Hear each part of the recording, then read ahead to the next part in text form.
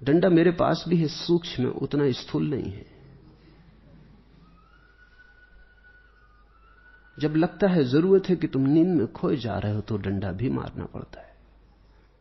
तो वे मुरब्बत बिल्कुल ठीक है, क्योंकि प्रेम है तुमसे, इसलिए बेमुरब्बत होना ही पड़ेगा। क्योंकि प्रेम है इसलिए तुम्हें जगाना ही पड़ेगा। और माना कि कई बार जब तुम्हें जगा रहा हूं तब तुम कोई मीठा सपना देख रहे हो तो तुम नाराज भी होते हो। बेवफा बेगाने दिल, ठीक है, तुम जितने मेरे करीब आओगे उतना मैं पीछे दूर हटता जाऊंगा, क्योंकि तुम्हें और आगे ले जाना है। इसलिए बहुत बार बेवफा मालूम पड़ूंगा, बुलाऊंगा पास और खुद दूर हट जाऊंगा, पुकारूंगा और जब तुम चल पड़ोगे तो तुम पाओगे कि मैं वहां नहीं खड़ा हूं जहां से पुकारा था। इसलिए बहुत से मित्र मेरे साथ परेशानी में रहते, वो कहते हैं कि हम जब तक राजी हो पाते हैं एक बात करने को तब तक आप जा चुके, आप कुछ और कहने लगे। मुझे रोज ही ऐसा करना पड़ेगा, क्योंकि तुम्हें वहां ले जाना है, उस लामंजिल, उस जगह जिसके आगे फिर कोई और मंजिल नहीं है। और अंत समय में भी तुम्हारे बीच से मुझे हट जाना पड़ेगा, क्योंकि मैं तुम्हारा द्वार हूं, दरवाजा हूं, तुम्हारी मंजिल नहीं। गुरु यानी गुरुद्वारा।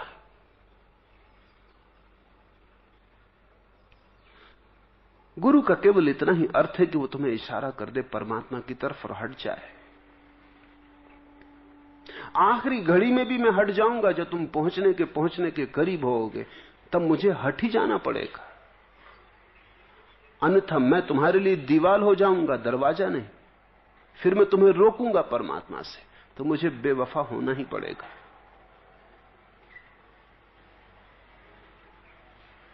आप माने या न माने, मेरे कातिल आप हैं, मानता हूं।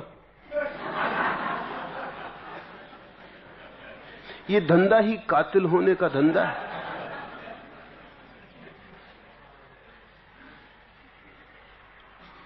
ठहरा गया है ला के जो मंजिल में इसकी, क्या जाने रहनुमा था कि रहजन था, कौन था। प्रेम की मंजिल पर जो तुम्हें ले आता है, तय करना मुश्किल होता है कि वो पथ प्रदर्शक था कि लुटेरा था। ठहरा गया है ला के जो मंजिल में इसकी, क्या जाने रहनुमा था कि रहजन था, कौन था। तय करना बहुत मुश्किल है, क्योंकि प्रेम की मंजिल पर वही ला सकता है जो तुम्हें लूटता भी हो। वहां मार्गदर्शक और लुटेरे एक ही हैं, रहनुमा और रहजन एक ही है।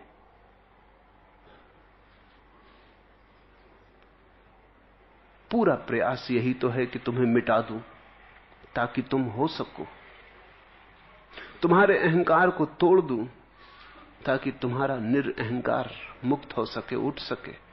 तुम्हारे अहंकार की जंजीर टूटे तो ही तुम्हारे निरअहंकार की स्वतंत्रता का आविर्भाव हो। लेकिन अगर तुम जन्मों जन्मों तक जंजीरों में रहे हो तो जंजीरों को तुमने आभूषण मान लिया है।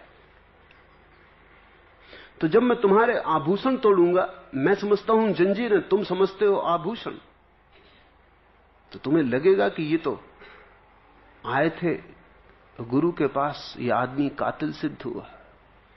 हम खोजते थे कोई जो सांत्वना देगा, इसने और सारी सांत्वनाएं छीन ली। हम खोजते थे कोई जो हमारे श्रृंगार को और थोड़ा बढ़ावा देगा, जो हमारे आभूषणों को और थोड़ी सजावट देगा। लेकिन तुम जिसे आभूषण कहते हो वो आभूषण नहीं, और तुमने जिसे अभी समझा है तुम हो, वो तुम नहीं। उसकी तो हत्या ही करनी पड़ेगी, बेमुरब्बत। उस पर कोई दया नहीं की जा सकती, उसे तो मिटाना होगा। वही तो तुम्हारे पांवों को जकड़े।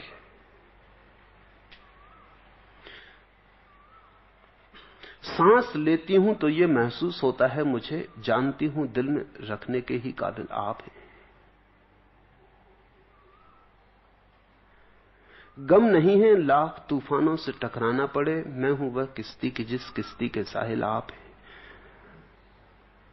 तूफान से टकराने में गम कैसा? क्योंकि तूफान से टकरा के ही कोई किनारे को उपलब्ध होता है।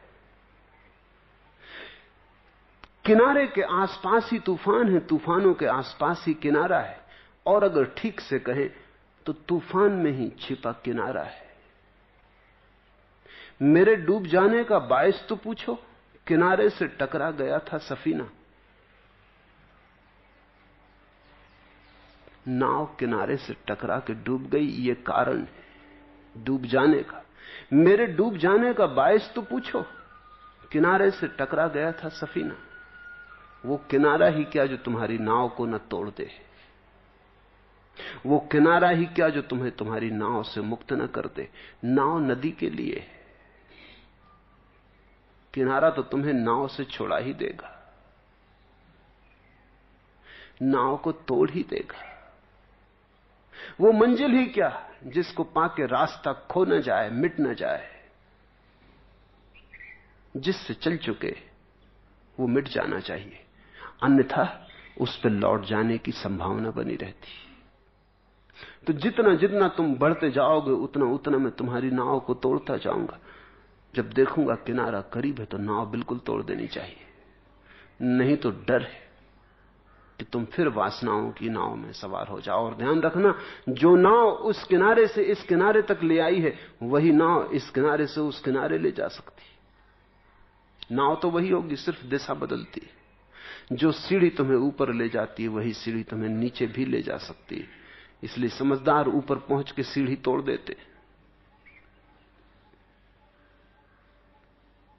सांस लेती हूं तो यह महसूस होता है मुझे, जानती हूं दिल में रखने के ही काबिल आप हैं। कब तक जानती रहोगी तरु, रखो।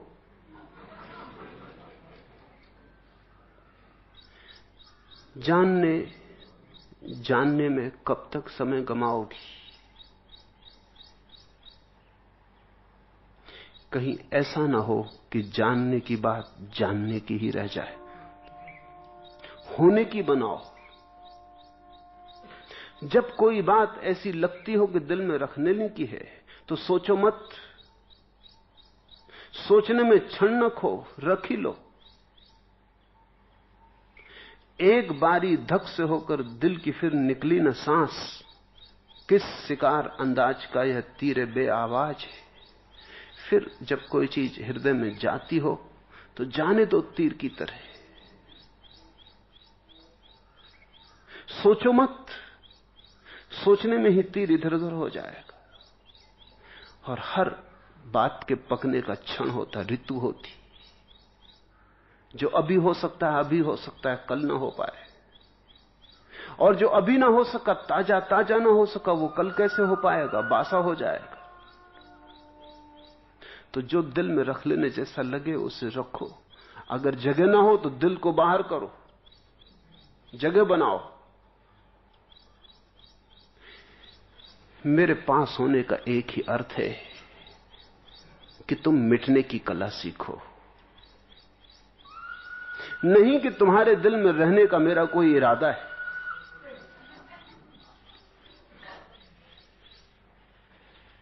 ये तो केवल बीच का उपाय है, ये तो केवल बहाना है, ये तो मैं तुम्हें फुसला रहा हूं। ये तो मैं ये कह रहा हूं कि चलो इस बहाने से ही, इस निमित्त से ही तुम अपना दिल तो छोड़ो, अपना दिल तो तोड़ो, मेरे लिए ही सही जगह तो बनाओ। जगह बनते ही मैं वहां नहीं बैठूंगा। जगह हो जाए तो उसी जगह में तो परमात्मा विराजमान होता है। कबीर ने कहा, गुरु गोविंद दोई खड़े, काके लागू पाऊं। किसके पैर पकड़ूं? दोनों साथ ही खड़े हैं, किसके पहले चरण छूं? कहीं कोई अपमान ना हो जाए, कोई अनादर ना हो जाए, कहीं शिष्टाचार का कोई भंग ना हो जाए। गुरु गोविंद दोई खड़े, काके लागू पाऊं। बड़ी मुश्किल में पड़ गए होंगे। ऐसा होता नहीं, जब गुरु होता है तो गोविंद नहीं होता, जब गोविंद होता है तो गुरु नहीं होता। कभी ऐसा भी होता है जब दोनों साथ खड़े होते, एक बार होता है ऐसा। पहले गुरु को जगह देते, धीरे धीरे गुरु हृदय में बैठता जाता, फिर एक दिन गुरु हट जाता है, उस दिन गोविंद। इधर गुरु जाने को होता है, उधर गोविंद आने को होता है। एक घड़ी में ऐसी बात होती है जब गुरु जा रहा होता है, गोविंद आ रहा होता है, तब दोनों साथ खड़े होते हैं। गुरु गोविंद दोई खड़े, काके लागू पांव। फिर कबीर कहते हैं गुरु के ही पैर लगे, बलिहारी गुरु आपने गोविंद दियो बताए। इसके दो अर्थ हो सकते हैं, दोनों महत्वपूर्ण हैं। एक अर्थ तो यह हो सकता है कि जब कबीर विभूचन में पड़ गए तो गुरु ने गोविंद की तरफ इशारा कर दिया कि गोविंद के ही पैर लगो। बलिहारी गुरु आपने गोविंद दियो बताए, वो मुक्त कर दिया चिंता से, कहा कि फिक्र न कर मेरी, गोविंद के पैर लग। एक अर्थ तो यह हो सकता है जो कि सीधा साधा है। इससे भी महत्वपूर्ण अर्थ है दूसरा, वो यह है कि बलिहारी गुरु आपकी गोविंद दियो बताए। कबीर कहते हैं पैर तुम्हारे ही लगूंगा, क्योंकि तुम्हारी ही बलिहारी कि तुमने गोविंद को बताया।